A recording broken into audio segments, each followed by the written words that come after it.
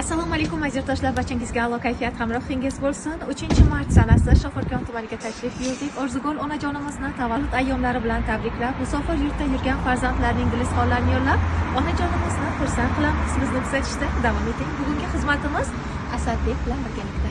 Bizni kuzatishda davom eting. Zo'r kontentlar bizada bo'ladi. Inshaalloh. Mening aziz umidvorim, ko'zimning nuri onamdur, suyanganimdir xumorim, ko'zimning nuri onamdur. Menga oltin zar kerakmas, menga dunyolar kerakmas, baxtimga onam bo'lsa bas. Ko'zimning nuri onamdur, yonginamdan hech jilmagan, allalab tinim bilmagan.